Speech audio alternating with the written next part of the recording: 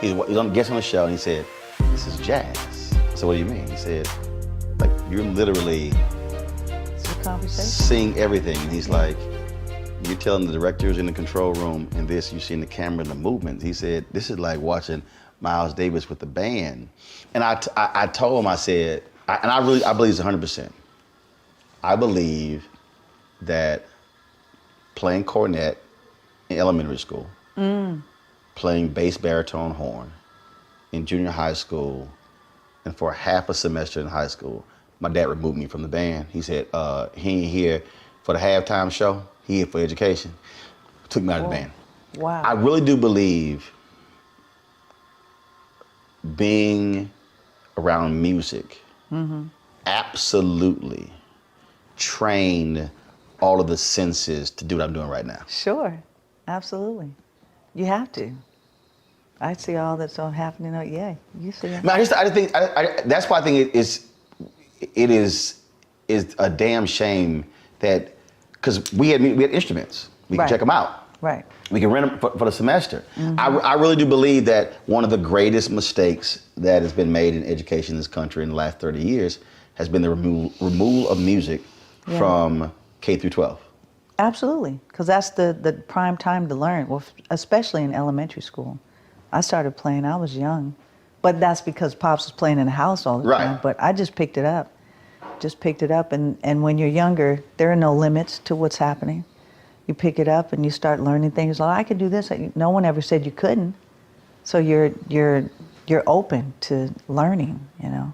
And those are important times. And it is unfortunate right now, because even with the kids I service in the Bay Area with the foundation that I have, you know, we're just constantly trying. The kids are asking, they're begging. We want instruments, you know. And the problem is not always just the instruments. There are rooms in the schools right now full of gear, no one to teach is the problem. Wow. There are no teachers, because a lot of the teachers, you only get a select few that want to go where we service our kids. Right. So you got 3 or 4 people and they come in there like, well, I can't do this. And so then you got 2 more, it's like they never last. It's hard, you know? So the kids, they want that. So it's just, we ended up right now, we're using a lot of the local musicians in Oakland who are working right now during this pandemic. And we use them as the teachers and give them some money to help assist in educating the kids knowledge about, you know, music, you know, the history of it, whether it be hip hop or choir, whatever it is, drumming, whatever they want to learn, DJing, I mean, it's amazing to me when you think about, because how it drives me crazy when other people don't see this, how music is in every part of our lives, even when we don't realize it. I'm talking when you're walking through the mall, when you are in the elevator, when you're in stores, when massage, spa. There you go. I'm like everything. Restaurants. You're sitting here and you can be, even if you're watching commercial, you don't realize what's playing. And then I love when somebody told me, "Oh, I can't believe you're listening to classical music." I said, "Fool, do you realize every time your ass go to a movie, you're listening to classical music?" The guy was like, "No, I'm not." I said, "Go to the next movie. And when the music start playing, listen to what you're hearing. Let me know if you hear some violins." And this guy was like, "What?" I was like, "Yeah, that it's everywhere, but something that is everywhere and is so much a part of our lives, educationally, we diminish." Absolutely, it's insane. I mean, it really is insane. It's like, this is supposed to be, like, this is food, it's water, it's everything, living, breathing thing that is a part of our lives every single day, whether you believe it or not. Like you say, TV shows, commercials, themes to TV shows, you're watching television, movies, spas. The damn ice cream truck has a song to let you know I'm coming. Exactly. And we are one of the businesses that do not get paid what they should get paid. It's a shame. We don't get what we're supposed to get. Prince tweeted me back one time because I said, it was something somebody said. I said, oh, no, I don't stream music. I said, I buy music. And I think the tweet was like, I know that's right. And people were hitting me, they were like, dude, you know Prince just tweeted you back. I was like, what you talking about? They're like, hit a screenshot. I was like, oh, really? And I was dead serious. The thing for me, and again, I guess part of this, when I went to communications high school, and our TV instructor, Mary Waits, made us watch a movie to the end of the credits. Mm-hmm. She said that's who made the movie. Absolutely. So we could not watch, we had to watch it until, to this day, I do not, when I go to the movie theater, I do not leave until all the credits are finished. Same here. And it's crazy when you talk to people and, well, I got to pay for this. I'm like, okay, there's a band like that person. They don't writers, they don't understand. crew, the people who set up the cameras, who set up the equipment and the cable. I'm like y'all, there's an entire infrastructure behind this. What, you think that it just happened and we should just get it for free? So we're putting out money and no one's giving it back? It's crazy. It's insane. It really is. It doesn't make any sense. I mean, the streaming thing is, it's a half a cent of a half a cent that doesn't exist every time you stream. Like, how do we make money doing that? That doesn't make sense either, So we're making money that doesn't exist. And then you want to be okay with it. So we keep giving and we're spending money. It takes sometimes weeks, months, years to do a project. You're paying for all that. You're paying for the musicians, the studios. If you don't have, you're still putting out money, mastering, producers, songwriters, other artists that are coming, sitting in, all of that, mastering, and then paying travel, food, gas, per diem. All of that. It's called a business. It's a business. It's a business. And so all that money goes out, and then you want to pay me less than a half a cent every time you play my song. Hilarious. I had Dionne Warwick on the show, and she was advocating for the bill in Congress for radio stations to pay. And I remember when that first bill came up because TV One was owned by Urban One Radio One. And Kathy Hughes, who was the founder of the company, had was going off against the bill, was highly critical. So Dionne Warwick says, yeah, that almost cost us our friendship. Because Dionne was like, as the singer, she said, I don't get paid for that. And she said, it's the publishing. She's like, okay, but I'm the one who was singing. So she was advocating for it. And it is just so interesting to me when we talk about artists. There's this whole notion of, I guess, we hear this actual artists who are sculptor, paint, and they go, ooh, the starving artist. I say, ain't nobody trying to starve. No, we're not. We're trying to make a living. This is our life. It's our business. It really is. And it's just hard to do business when you don't want to. It's like saying, okay, I'm going to give you the keys to my car. And then you just take it and you go, well. Yeah, are you going to bring it back? No. Yeah, no, I'm not going to bring it back. So you take the song and you're not going to pay me any money for the song?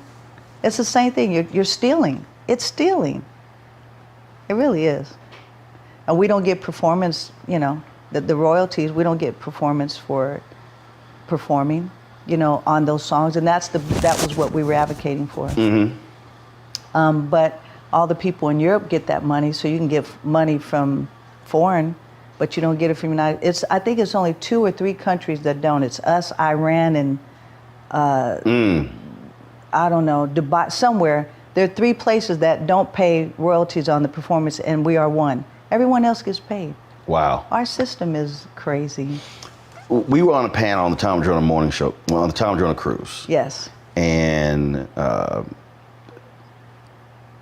it was a question that was asked, and we were talking about the business of the business.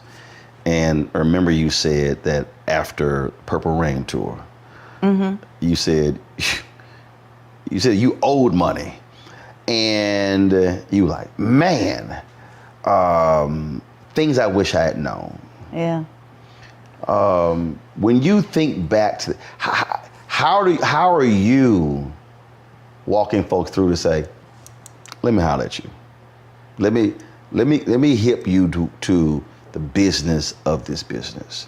The creative side is wonderful. The art is wonderful. But do understand, if you don't understand the business of this business, you're going to have a serious problem. Oh, absolutely. I mean, that's where we are now. It's just trying to fight for it. Right now, I say that it should be not the music business, the business of music. It should be the opposite, you know. The business should be taken care of first. So people ask me, you know, what do you do? I'm like, the business comes first. If you're going to walk into a room and say there's 2-3 musicians and you guys want to write, there's always a fight about who the percentage, what is it going to be?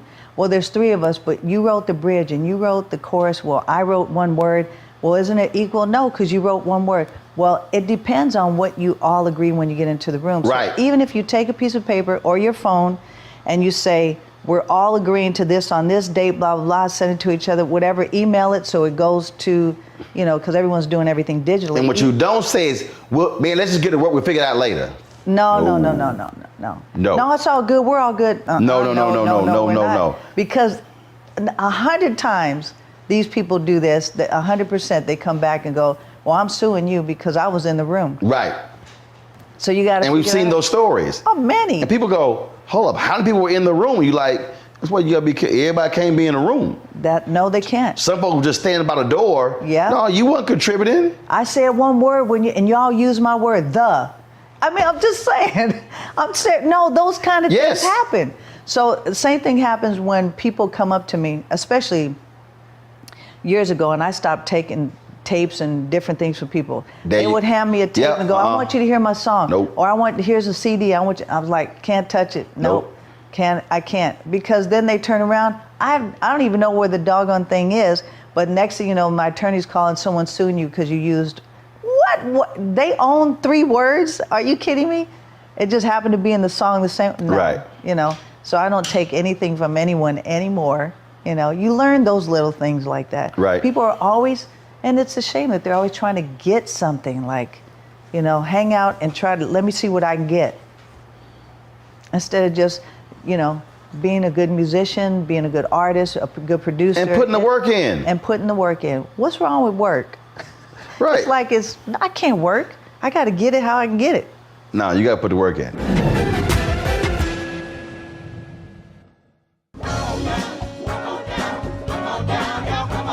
Welcome you to the launch of the Mass Poor People's Low Wage Assembly and Moral March on Washington, D.C., June 18, 2022. We are a new, unsettling force, and we are powerful. New, unsettling force, and we are here. We're rising up to demonstrate the compelling power that we, poor and low-income people, have to reconstruct society from the bottom up.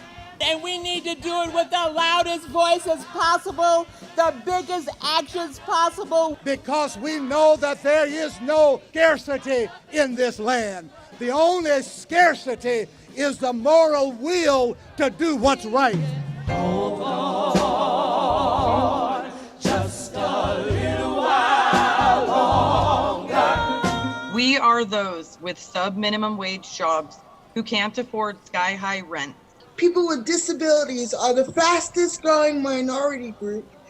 It's crazy to me that in 2021, it's still legal for workplaces to pay a sub-minimum wage to people with disabilities. There are still so much trial and tribulations that we go through as Indigenous people. We can't get a decent wage to sustain ourselves, nor can we get adequate housing. Veterans across this nation say enough is enough. We can't pat essential workers on the back on one day and then cut their health care the next day. Health is a political choice. What more do I need to do to prove that my voice is just as valuable as anyone else's? There are still forces in denial that would try to slow walk our transition to a clean economy and a just future for us all. We have an immoral system run by immoral people. But together we walk, and we walk and we fight. It's time for a change. Reconstruyamos esta gran nación. See, we are people of resilience. As we fight these interlocking injustices together, when we work together, mobilize together, and rise together, We become a voice for the voiceless, and we become an agent of change in a time where great change is needed. We need the third reconstruction to ensure that deaf people, people with disabilities, and all people can have the right to live and to thrive. We know what they are doing, but the question is, what are we going to do? Reconstruction begins when we change our mentality and say it's time for you to get your foot off of my neck. Justice is coming soon.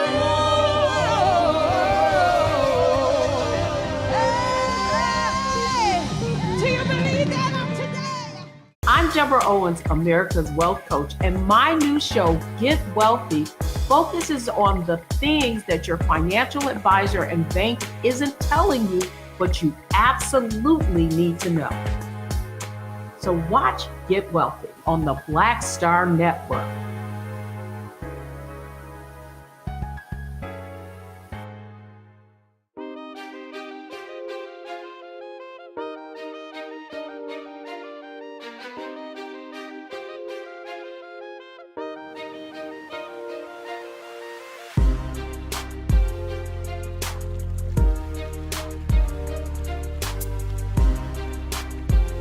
When I listen to the horror stories, when I talk to people, and they talk about, you know, stuff they've gone through, and also I'm very, I'm so observant to this as well, because I've been in a lot of dressing rooms before show, after show, and like one of the things, and it's just sort of just how I think. It's just sort of like, so yesterday we're going through, and this is partly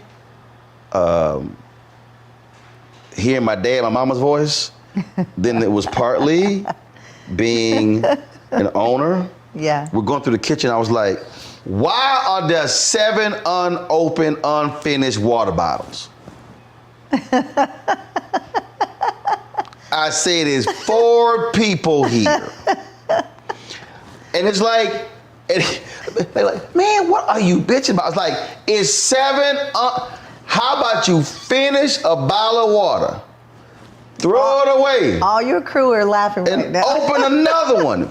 But again, though, what people understand is when you are a CEO, you're like, why we are buying 3 cases of water when we could have bought 2? It's just one of those things that it is so, like, I am like that with gear. I'm like that because, again, when it's, oh, the company got it. Oh, right. The label got it. Exactly.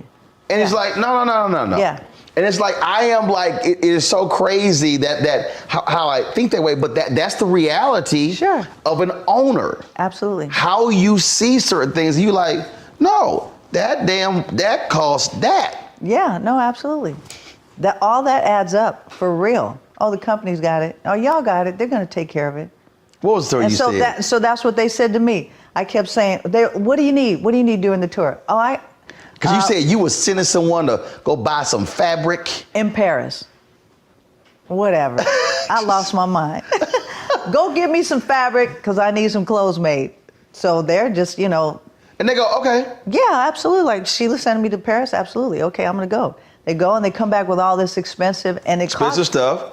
Plane, hotel, per diem, food, even on top of the per diem, paying for everything, transportation, all of that stuff. And then all of the fabric and then coming back. And then I get all of these things made. And they kept saying, what else do you need? What do you want? We got you. We got you. We'll take care of it. Not a problem. Right. Don't worry about it. Not a problem. Don't worry about it.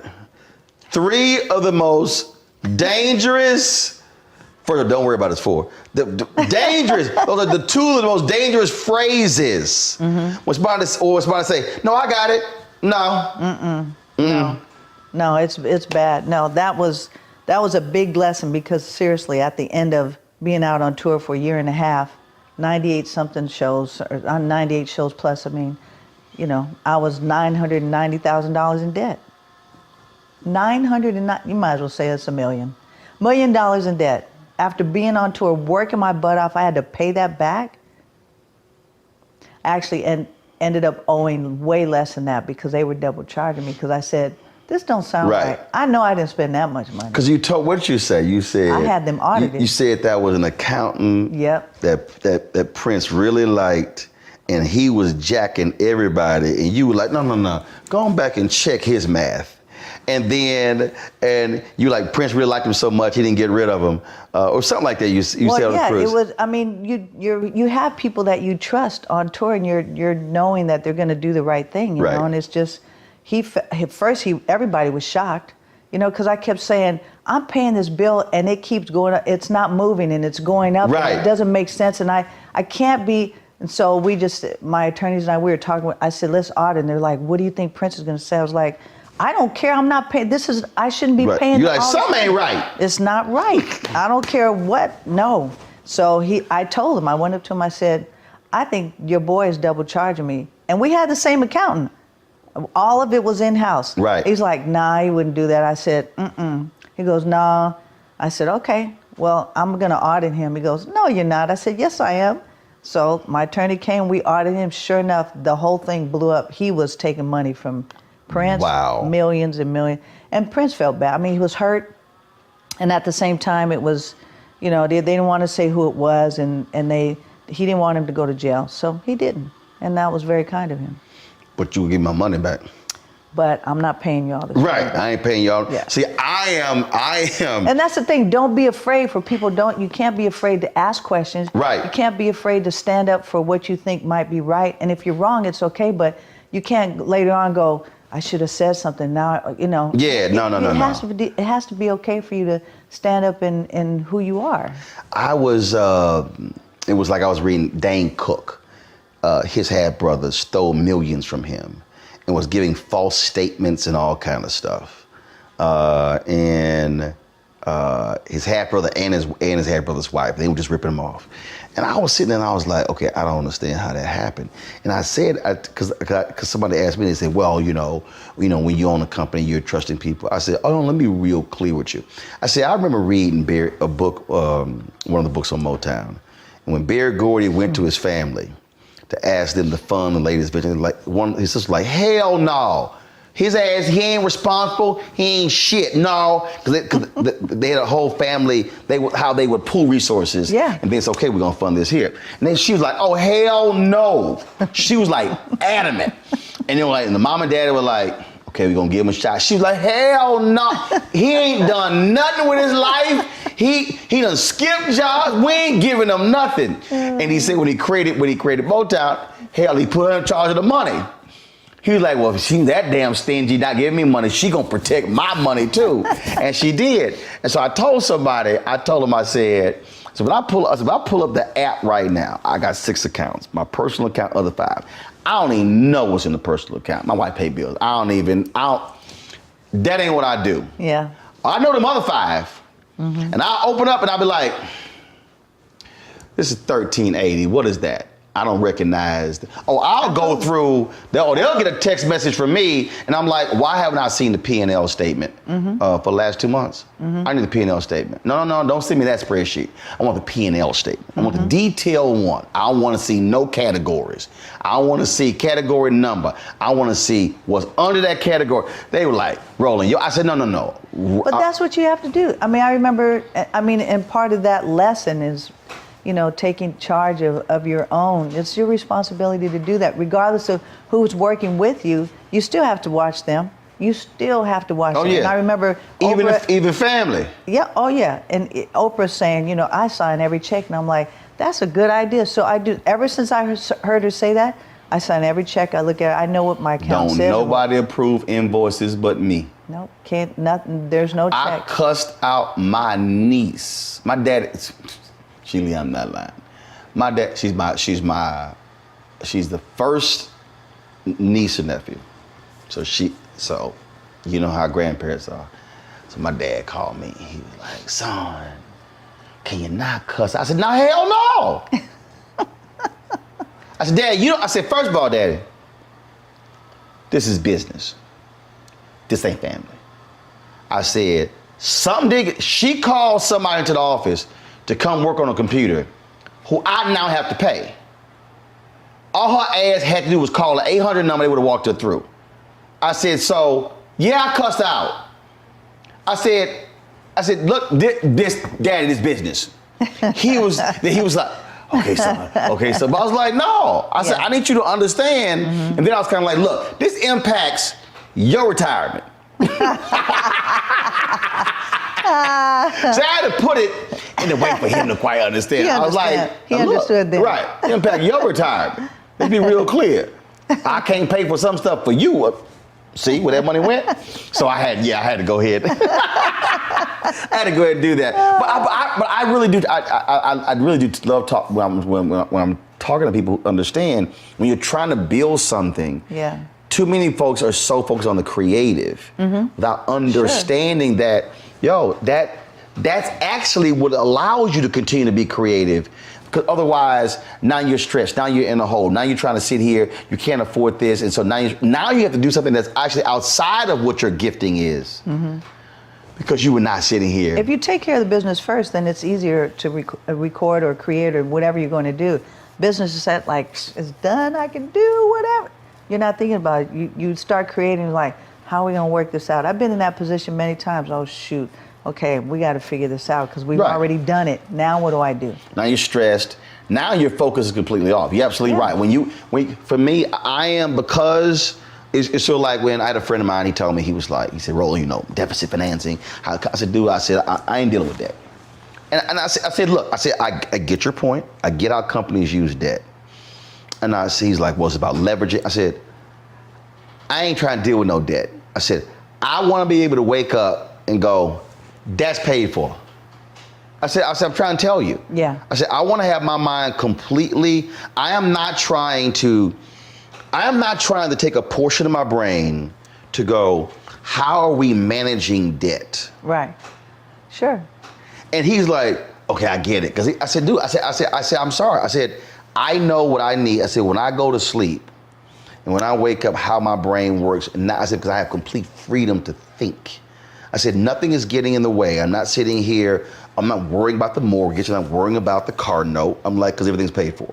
So now I am freed up. Absolutely. I can just walk through life every day. And now it's kind of like, okay, I'm going to do this here. Right. I'm going to do this here. And actually, I gave a speech when I said debt is slavery without shackles, because it impacts your other decisions. Oh, absolutely. It impacts where you go, what you do, your freedom, and oh, you know what? I'm gonna experiment on this. I said it all impacts that. Well, they definitely promote that if you're in debt, you get more. So you gotta build your credit by being in debt. So that I'm telling you. Oh, I know. I was like, hold up. I paid everything off. How the hell my credit score is? Oh, but you need to do a credit line. I said, no, hell no, we ain't doing it. Because you don't owe anything, your credit's bad. Which is the dumbest thing in the world. Of all the people who should have great credit is somebody who don't owe anybody. Yeah, exactly.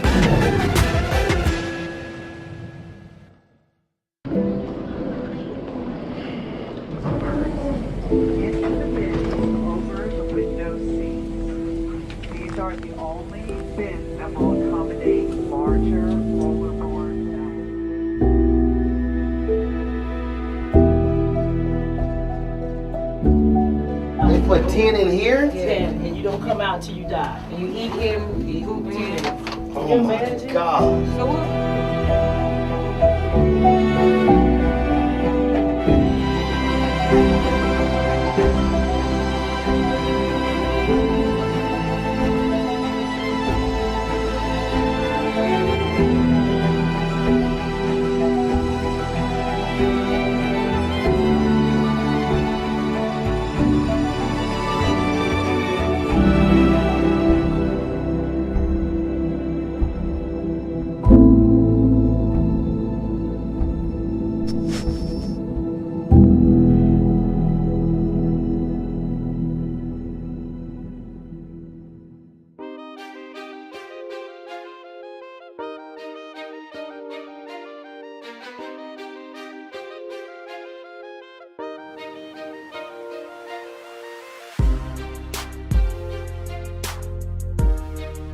You know, I did an entire 1 hour show on credit. My producer said, Roland, that's not an hour on credit. I said, dude, I'm trying to tell you. I said, I'm trying to tell you. I said, somebody who filed for bankruptcy, this whole system, what did they do? He was like, shit, he said, that's actually, we could do 4 shows. I said, I tried to tell you that. I said, because he didn't understand the nuance of it. And I was like, so I said, dude, trust me. I said, you the EP, you know the hell I'm talking about. I said, I see it. I said, it's a real thing. It's amazing we have these conversations. What is your musical process? I love talking to artists and athletes in your process. Walk me through when you are conceiving music, when you are thinking of a show. How do you do it? John Legend says when he writes, he lets you do like a professional. He goes in, he sits down, sit them for hours, like an 8 to 5 sort of thing. Will Downing was like, yo, I was making love to this woman, it was amazing. He said, something hit me, I got up, and I wrote this song. And I talked, so different people, so what is your process? It's always different. It's never the same. It's never the same, which I think is good, because I can be driving in the car and think of an idea, and the crazy thing, so because I'm a drummer, percussionist, if I turn the blinker on, I'm playing beats in my head, and I was like, oh wait, I got something. Oh wait, hold on. So then what do you do? So then you take your phone, and you use the record thing right there, and just put down the ideas. You just keep putting ideas down. Right. Lyrically, if now I can speak into my phone and put the idea. Everything's in my notes. But yeah, before I used to take a tape recorder and I'd have it next to my bed and pencil and paper, because sometimes I'd wake up with just an idea, and sometimes you can't go to sleep if you don't write it down. Oh. And then so you have those moments, but it's always different. Like if I'm writing a song or thinking of an idea, like what direction I want to write, I sometimes listen to other artists that would influence me, like to see how they're doing it and how would I do it differently, or incorporate what I've already learned and make it a little bit different. But it's not always me always thinking about drums. I come up with melody, I'll come up with a line or a story that I hear someone saying. I was like, oh, I'm gonna flip that story. That's a song right there. And everyone's so used to hearing me say it, someone's doing something, there's a song, there's a song, there's a song right there. Constantly, sound check. My guy's up front of the house, he's always pressing record. We record every sound check because those songs happen. And when we do it like all that, spontaneous. Everybody gets paid because we're all in it together. So whoever's on stage, and even if you didn't do anything, you're on the stage, that's my agreement with everyone. If we're coming in to write, and again, that's just my agreement. Right. It doesn't matter if there's 5 of us, we're all gonna get paid. We're all a part of coming up with the ideas. I love collaborating, so a lot of the times it might not even be, I might not even start the idea. It might be someone else bringing the idea to me. I co-wrote a song with Joss Stone one time, and she's incredible, and it was for my family's record, the E family, and she sang a melody on the phone and sent it to me, and then we wrote the song. When she came in, she heard the song for the first time. She didn't even know. She had never heard it, and then she came and she's like, oh, I love this, just from the melody that she wrote, and then she sang all the background vocals and sang the lead, and it was done. I mean, there's so many different ways to write now, so my process is always different. It's always different. So have you, because I know I've done this, have you been in mid-conversation? Have you been at a dinner party and all of a sudden you will just check out and folks like, what you doing? Where you go? Because your mind is just, something happens and people, I tell people, you have to have you have to create space for creative people, because if you try to box creative people in, you're going to be severely disappointed at all times, because creative people simply think and operate differently. Well, it's constant. It's continually happening. Like my cousin, who's been working with me, she's my assistant. She's been with me since she was 18 and she's 52 now. She's still here, but I mean, there's times when I'm like, oh, here's a song right here, here's an idea or whatever, just constantly. And sometimes she's like, oh shoot, here we go. Right. Remind me of the, Right. She text me with it's just never ending. She goes, you hear that, Henry? You hear that, Henry? Like we'll be sitting here, I'll pop up to the control room and I'll be like, yo, so when we go to LA, Oh, that's me all day. I'm like, so we go to LA. So I'm thinking about doing this here. So we have this, and this, and going here. And then, okay, I walk out. Then I come back and be like, dude, what the hell? I'm like, what did you think I was doing yesterday? No. It happens. Just now, while I was waiting to do the interview, we're in the backyard sitting out there because I've had 3 hours sleep. I'm in pain in my back, and I'm going, okay, Ia, hold on, we got to do this. I'm giving her a list of stuff while we're sitting outside, and then tomorrow what we got to do, and then we got to bring this. It's just nonstop. It's just like this. And she goes, okay, right, you know, because it's just I'm thinking of things right now. This is my rest time, but I'm thinking of things that need to happen because if I don't tell somebody, you don't do it right then, I'm gonna forget. And you forget, and then now you're mad. The thing when you mention the sleep part, I can't even tell you how many times I'm tossing. My wife like, you okay? I'm like, don't, because my brain is firing. Yeah. And most of I was like, look, this is bullshit. I'm not, just get the hell up and go downstairs. And it might be the next 4 hours, 5, 9, 7 a.m. Okay, I sleep till 1. My show's at 6. Because, and I don't think people don't get it. They don't get when it's firing. You don't try to turn it off. No, you got to go with it because you never know when it's going to stop. And there was a time when mine did. I couldn't write a lyric. I'm like, I don't feel it. I don't understand. It's just not in me. I don't know what to do. It just left. It just left, and it's just weird. And I was like, I don't know. I mean, I never not want to stop, but I felt like I needed to do something else for a minute. Okay, I can identify with that. I had a syndicated column for 10 years. And probably, I was fine the first 7. The last 3 years, it was basically, I wasn't moved to write the column. Yeah. Because things change, and so we are and what's happening in your world, things are changing. So you want to change, so it's like, okay, we got to flip this. It's got to be different. Because when I added the TV show, because I was already talking it. Right. And it just didn't do, and I was kind of like, okay, and they were like, okay, well, when is it coming in? And because it was a weekly column. Yeah. And they're just thinking, look, it's 700 words a week, but it wasn't, it was just, it bored me. You have to be inspired, and you can't be bored. Me. I'll never say the word, I'm never bored. I'm never bored. It's just, all of a sudden, it's just like, I don't want to think about trying to write. It should just come like, I want it to just, like, where's that? Like, I would wake up dreaming of the song that just happened, but the whole video, I see the whole thing is done. Yep. The whole thing is done.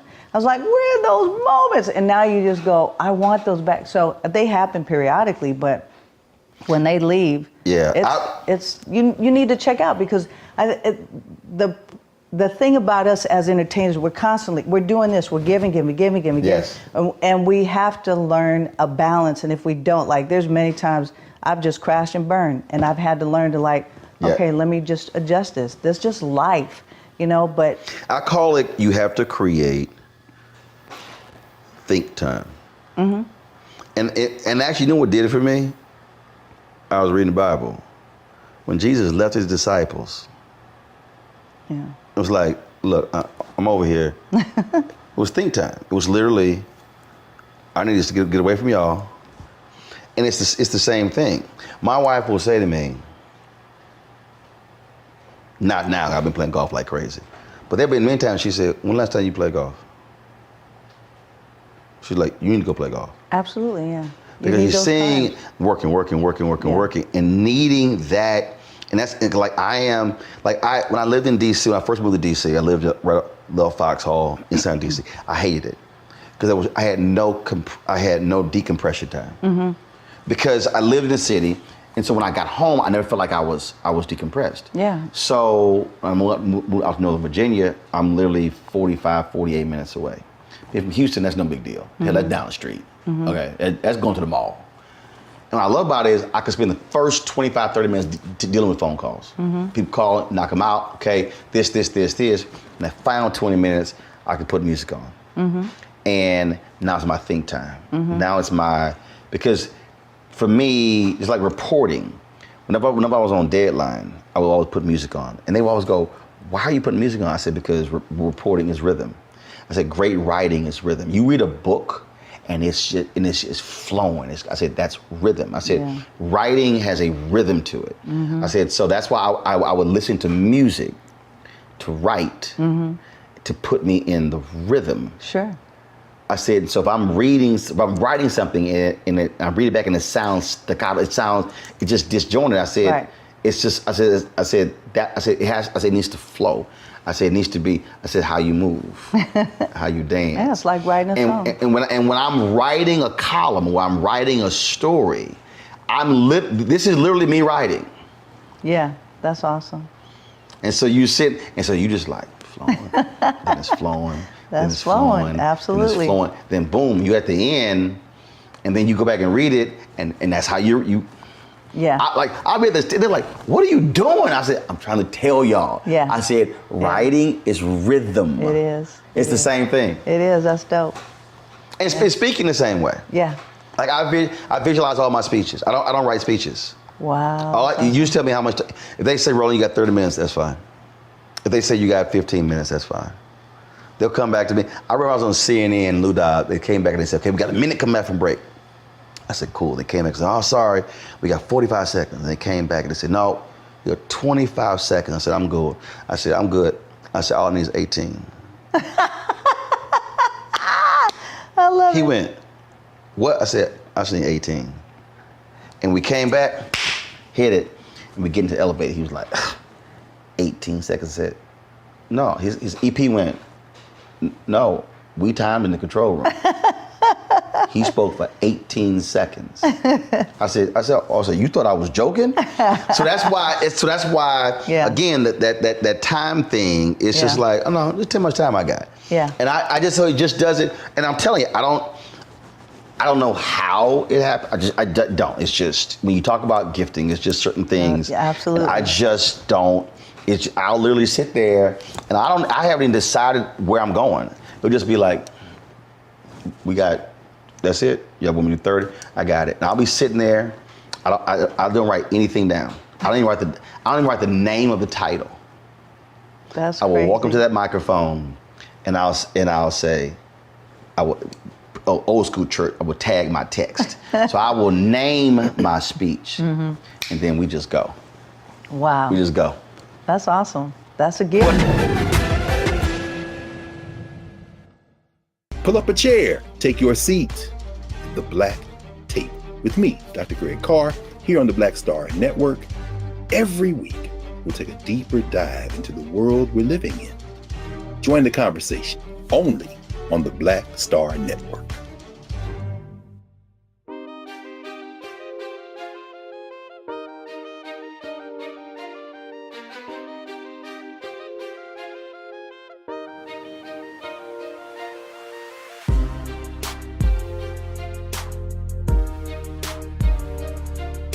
Because what you're describing is really visualization. Yeah. Everything is, because what you're describing when it comes in your head, when you talk about the turn signal or whatever, that's still visualizing it, and you're seeing, we mentioned in the video, same thing. Yeah. And because I used to practice as a kid, I would lay on the floor or the bed or whatever, and I would toss a ball in the air, and I would come up with a problem, go through the process to reach this conclusion, the solution.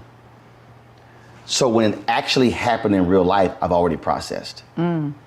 Wow. So my answer to the problem, I can hit it immediately because I've already processed how to get there. Wow. So I'm not in real time trying to figure it out. I've already done it. That's awesome. And I still do it. Wow, that is awesome. Now I'm telling you, that is because, I guarantee you that it's because of music. I guarantee you that was the basis of it. Because you have to, when you read music, you have to sit here. When I was in the band, in a lot of black high schools, they were like, when I freshman, got my instrument, I'm sitting there, I get my folder, and I'm sitting there. The guy was like, "What are you doing?" I said, "I'm reading music." They were like, "No, man, we play." I said, "No, I read music before I play. I'm going through this entire music and reading everything." I said, "That's how I was trained." Right, right. I said, because you better know what the hell you playing first. And it was the craziest thing. They thought I was like nuts. I said, no. I said, no, That's I got dope. to visualize that whole deal. Yeah, that's dope. Got to visualize it. What still brings you joy in what you do? What still? Like, that's a loaded question. I mean, because there's so many elements that still brings me joy. But in it, but what? What? Like sometimes for me, it'll be if I'm shooting how I shot a certain look. It just be, and I'll just be, people like, what? I'm like, I really like how I shot that. And it's just one of them things. Yeah, no, I got you. I mean, for me, I always tell everyone there's only one job that I have. I've never worked a day in my life, ever. Well, I take that back. It was one day for a friend. Even though I didn't get paid, I'd said I'd helped him to help sell clothes in his clothing store for one day during Christmas. And that was the only, I didn't even know how to work cash register.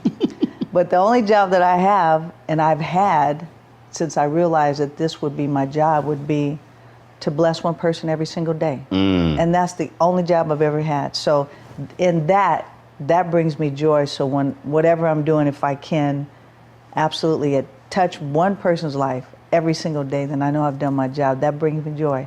And if I hadn't done it, like the end of the days comes, like I keep thinking, well, what did I do today? Did I do the right thing? Did I do, it's just, that brings me joy. Or doing something that makes me feel good that I did something, and that's what's hard, even in the days when you don't feel great, even more so a time to bless somebody. I love asking this question because the experience is amazing. How would you define, or how does it feel when you get that black love? When people, can be anywhere, when they see you and just what they say and how they, security guard, a barber, or does not matter, just what that, because I don't think people really, those who don't experience it really don't know how amazing it is. It is. It is everything, because it's everything that I put into when I perform, from my head to my toe, to every single organ in my body. It's everything. And it's to the point where I can't give anymore. And that then, because I don't think about it, I just do it. That's what I feel. You empty your vessel. Completely. And then this happens. And then when I realize, after not knowing, all of a sudden you just go, wait, what just happened? And then it comes back, and then you're just like, ah! It's that. It is overwhelming emotionally. Like, it gets me every single time. Every time. And even more so now that I'm older, because you just kind of it's crazy that I'm still playing the way that I do at the age that I am, and I'm thinking that you be going 20. You be like, I be like, you were there. She ain't slowing down. You just No, I'm. You go to another thing. Oh yeah, no. But see, that's the thing though. I love what I do, and when that happens, it's like to give in that way unconditionally. It's not for me. I'm giving it to you. This is what this was given to me to give, to serve. So when I give that, like you say, you empty. Man, what comes back, and you just, then that makes me do even more. And I'm like, I'm still pushing. I'm out of breath. I can't. What? It doesn't even matter. You're seeing me going, all right, right now, y'all, I can't breathe, but it's okay, All right, it's all right. Hold on, just give me 2 seconds. I mean, I had a woman stop and she said, you took all these pictures, you're speaking to people, whatever. And I told her, I said,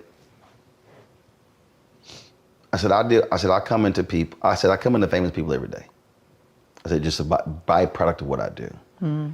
I said, but there are people, you go places in this place. I said, they don't meet folk like me every day. Mm-hmm. I said, and that photo means something. Mm-hmm. Speaking to them means something. Mm-hmm. Walking over and playing with a child means something. And I said, that's a part of it. Mm-hmm. I said, and then when you give that, I mean, you are bringing joy. Yeah. And I said, because they cannot buy tickets. Mm-hmm. I said, when I walk into a room and 500 tickets have been sold and y'all tell me we have to add extra tables, I said, it's showtime. Right. I said, it's go time. Yeah. And it's under, I had this one woman, I was speaking somewhere in Virginia, and she came to me and she says, oh, I'm so excited. She says, because they had me singing this song after you. I said, you don't want to do that. I did. I was like, I said, you don't want to do that. I said, Yeah. you need to sing that song before I speak. She's like, no, we're fine. I said, no.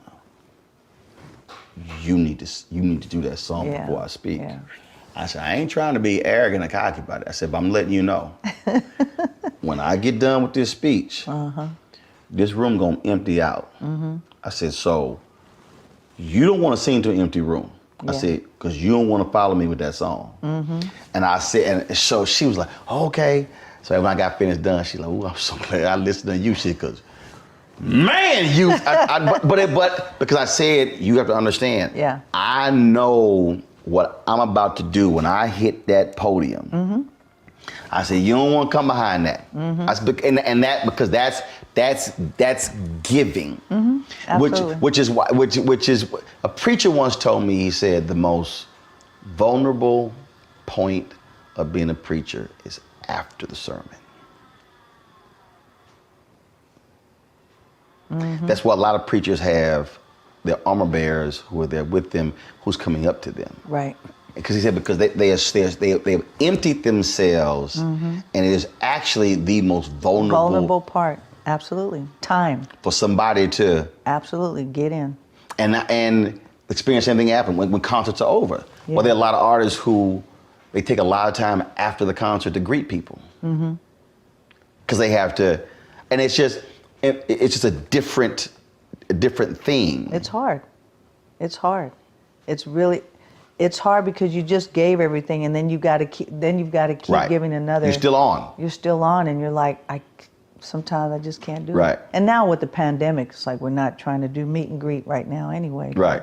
But it's challenging because then when you say, I'm sorry, I can't. What I ended up doing when we sell merch and people are standing in line buying and you feel bad, you see this long line, you're like, I got to leave and I'm not going to be able to sign because I said I'm going to sign everybody. Right. So what I end up doing instead of waiting for them to come to the table because they want to tell their stories Right. and do that, it starts to get long and then, well, can we take a picture? And then the picture taking gets even longer. Then people are like, I don't know if I want to buy this, and this is taking a long time. And those fans do stay. So I've made it a point now to not really, if I'm going to do pictures, it'll be a separate line just for pictures. Right. But if I'm going to sign the merch and stuff like that, instead of coming to the table, I go down the line. I can go down faster. There you go. Yeah. I go down the line, and that's faster, and everyone gets it. Oh, yeah. Signed before. By the time that saves 30, 40 minutes. Oh, like I do selfies. Yeah. 2 lines, here. And it's like, do this one, you step in. Now I'm literally, give me the phone. Click. Exactly. Click. Oh my click, God. Some click, people are like, wait, click. I'm so sorry. No. We don't even, there ain't no phone I haven't used. I've actually changed folks' setting. I'm like, hell no, we're taking your timer off. I'm like, I'm not waiting this damn 10 seconds. We try to use the photographer there and they can get their picture. No. The selfie thing. They want, no. I have snatched, Sheila, I have snatched phones. Like, give me this here. And I'm like, click, we done, because I can do a selfie in 3 seconds. Yeah. No. I did 200 selfies in 30 minutes at Essence in the TV One booth. And they were like, well, I said, no, not one line, 2. Yeah. I said, we're going to be in and out. We're going to be in and out. We're going to get them in and out. I said, we ain't here all day. We said, we got to go. Yeah, that's true. Got the roll. And you still made everybody happy, see? Oh, yeah, everybody got their photo. Yeah. I said, we ain't going to be here in an hour. Yeah. And the only problem is when women go, no, take it long way so I can, see, now you can't do a selfie. No, I want to get the whole outfit. I'm like, hey, look. No, I was at the AKA convention. They all wanted, I said, Baby, do you see this line? Is 90 of your sorrows in line? I don't care. I'm like, hey, I am not taking long way photos, okay?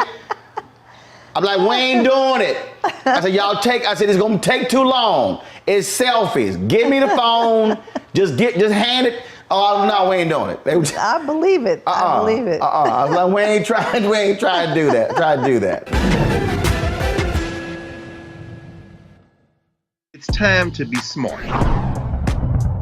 Roland Martin's doing this every day. Oh, no punches! Thank you, Roland Martin, for always giving voice to the issues. Look for Roland Martin in the whirlwind, to quote Marcus Garvey again. The video looks phenomenal, so I'm really excited to see it on my big screen. Support this man, Black Media. He makes sure that our stories are told. See, this difference between Black Star Network and Black-owned media and something like CNN. I got to defer to the brilliance of Dr. Carr and to the brilliance of the Black Star Network. I am rolling with Roland all the way. Honored to be on a show that you own. A black man owns the show. Folks, Black Star Network is here. I'm real revolutionary right now. Roland was amazing on that. Stay black. I love y'all. I can't commend you enough about this platform that you've created for us to be able to share who we are, what we're doing in the world, and the impact that we're having. Let's be smart. Bring your eyeballs home. You can't be Black-owned media and be scared. You dig?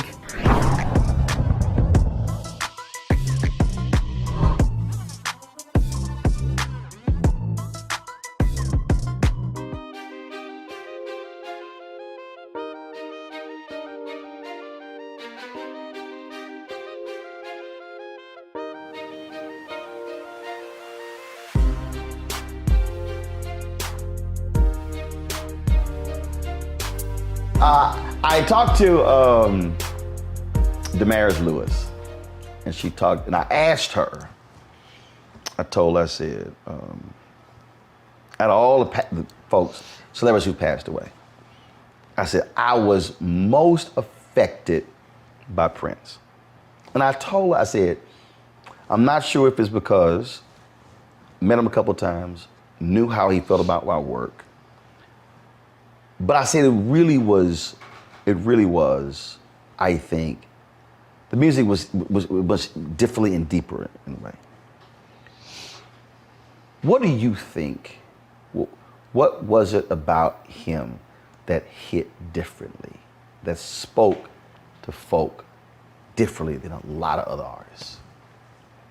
I think, he brought his own sound. So when you have an artist that creates his own sound, like Earth, Wind & Fire, Stevie, they come in, the Beatles, they create their own sound, and there wasn't, he kept reinventing himself. He wasn't afraid to change instrumentations or not use drums or not use bass or use the Lynn machine or use real drums or use, pots and pans. It didn't matter. It's just like he wasn't afraid to, the sound was different every time he did an album, completely different, And the things that he wrote about, it was things that he felt he needed to speak about. So a lot of honesty, whether he would admit to it or not, there was a lot of honesty and a lot of things that were real to him. And when he gave, I think for me, he is my number one favorite guitar player in the world. He was. Oh, he killed that thing. He played with, and especially, I loved times me playing drums with him, he and I playing together. When I played drums, it was a whole nother thing. And I just think that he reached people in a way as an artist that he reached you because he was, again, honest in a way that he said it a million times, but he wasn't trying to write the next Purple Rain. That was already what it was. Right. So let me move on to something else. Right. I'm not gonna, I can write those, I can write that. That was that one time thing, Right. but it's never gonna happen again. So why would I write that again? Then it's not special anymore. Before he passed, this is about 5 or 6 years before he passed, I went through this crazy Prince phase. I bought a bunch of his stuff. And I was listening to stuff that people didn't like. Chaos and Disorder or whatever. Oh, Chaos and And I was going through all these albums and I was like, do y'all know what y'all are missing? Because it wasn't the airplay. It wasn't, okay, it wasn't the pop. And I was like, I was like, no, y'all need to understand. Yeah. I'm like, this song and this song and this song. And people go like, dude, what are you talking about? Like, man, I ain't buy that. I said, I'm telling y'all. Yeah. I said, and There I was just going so through much. Crystal Ball and Emancipation. I was Yeah. like, no. I said, I'm Those telling. songs, It was oh my crazy. God. It was so. George Lopez said, he said, Roland, I hate. He said, I know how you feel about music. He said, I hate that you and Prince never got to. He said, I hate that y'all never got to talk about music. He said, because I know, because he saw me describing all these different Right. songs, and I said again, being in the band, I said, there was brilliance in there, but for the public, oh, that wasn't a hit. I'm like, no, that was banging. Yeah. No, he wasn't, and that's the thing, he wasn't writing for radio. He was just writing. You know, he constantly writing, always writing. And I think that's why he reached people, because it was always different. He was always telling a story about something you can act, and again, in a way that you can actually visualize what he was talking about, you know. The most important thing you learned from him?